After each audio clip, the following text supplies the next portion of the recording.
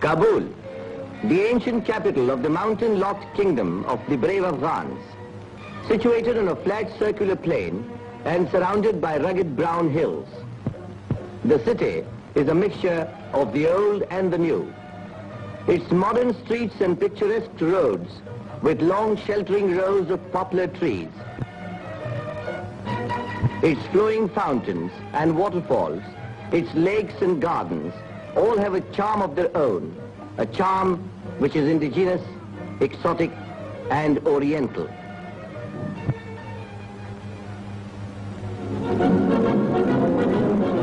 Every year, the freedom-loving Afghans celebrate the last week of August as their Independence Week. The martial music of the Afghan bands resounds in the decorated streets of the metropolis and draws hundreds of ruddy-cheeked lads from their homes and thousands of trigger-conscious tribesmen from their fields to pay homage to the memory of the martyrs who laid their lives so that Afghanistan might live. Liberty-loving Afghans cherish their national freedom above everything else. And these monuments remind them of the heroic sacrifices of generations of their countrymen in the cause of national independence. And this is the monument commemorating martyrdom of the great Mujahid, the late King Nadir Shah, the father of modern Afghanistan.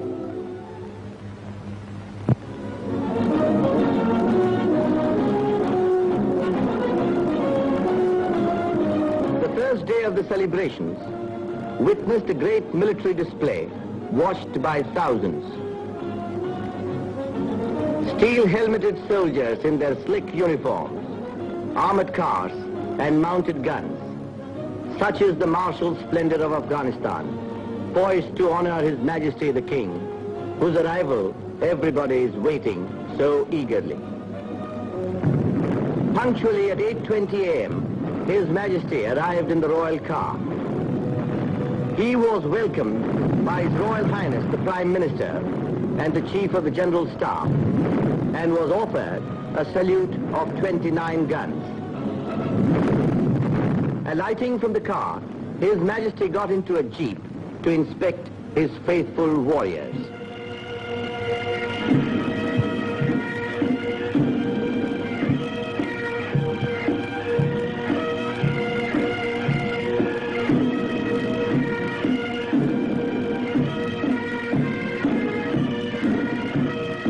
After the inspection, His Majesty got down and with the naked sword paid the homage to the great warrior, late Nadir Shah. His Majesty is under the royal canopy to take salute of the Afghan army. At 8:45 started the passing out parade of the royal troops. The Afghan army is the flower of the nation. The newly commissioned cadets, the young students of the military academy, short-term trainees, rows of policemen and grenadiers march past His Majesty to the accompaniment of the military tunes of the Afghan bands.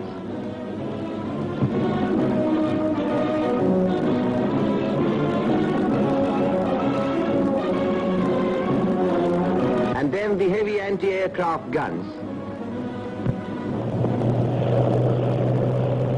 Groups of aeroplanes dived in formation, showering congratulatory leaflets all around.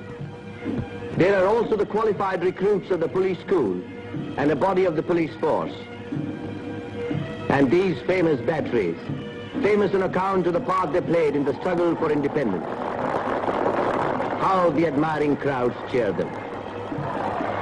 These are followed by hill batteries, batteries for use in the plains, and more anti-aircraft guns. A number of helmeted men brought the rear of the parade, which lasted nearly 2 hours and aroused tremendous enthusiasm among the watching multitudes. Afghans adore games of all kinds and are keen sportsmen. The Independence Week is also a week of sports, of matches, of races. Every afternoon during these 7 eventful days, thousands of Afghans would gather to witness the hockey and football matches. Here is a hockey match being played between the Afghan military 11 and the team of the All India Hockey Federation, the heroes of the last World Olympiad. What clever stick work and what speed. The first half found both the teams equal. But in the second half, the Indians, by their quick short passes, scored a victory by 3-0. In this course of the matches and games, the Afghan youth found an opportunity for display of gymnastics and races. Young Afghans from various schools and institutions marched past with their bands and banners.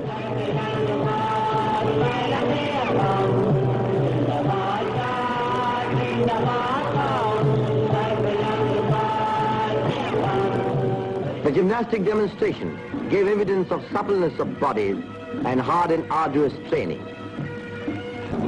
And now watch a football match between the Alliance Club and the All India Football Federation 11. A great game indeed. Both the sides displayed equal dexterity and speed.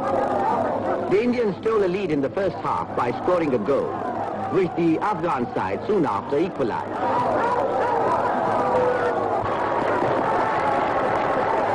Perhaps the happiest during the Independence Week were the Afghan people themselves. The democratic nature of the state gives them all facilities for games and recreation. To them, the traditional ram fighting provides as great a pleasure as a duel between two warriors.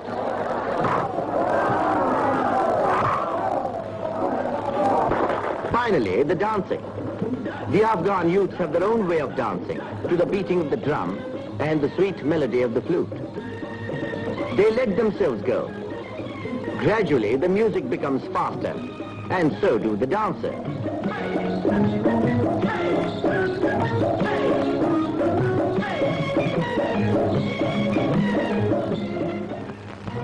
Parades, games, and dances are only a part of the varied program chalked out to celebrate the week.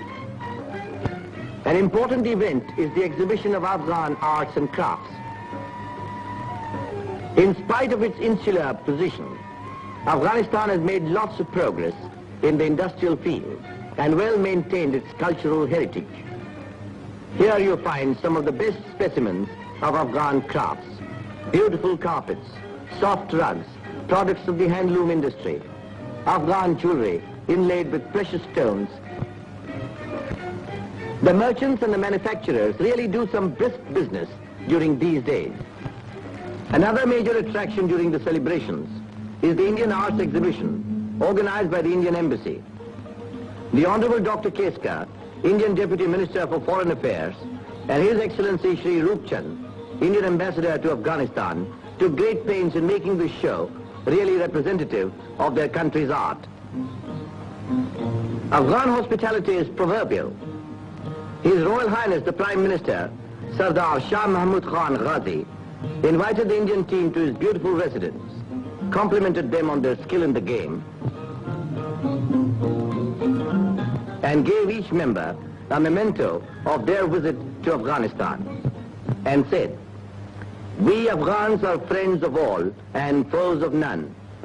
With India, our relations are extremely friendly. Your visit to Afghanistan, I am sure, will further strengthen the social and cultural ties which link the two countries together. The future peace of the world depends to a great extent on the happy understanding between nations." The manager of the Indian team made a suitable reply, and the guests enjoyed a sumptuous feast. The Indian ambassador also gave a party to meet the team of his country. Besides the Honorable Dr. Keska, high Afghan dignitaries, the members of the diplomatic corps, other prominent citizens attended the function. Everyone enjoyed a very pleasant party.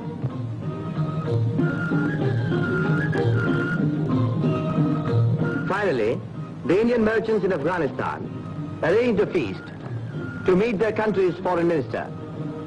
There is no communal problem in Afghanistan, and equality and liberty enjoyed by the Hindus and Sikhs in the country is remarkable. They love Afghanistan and are treated as Afghans first and Afghans last. Thus ended the eventful week, a week of celebrations.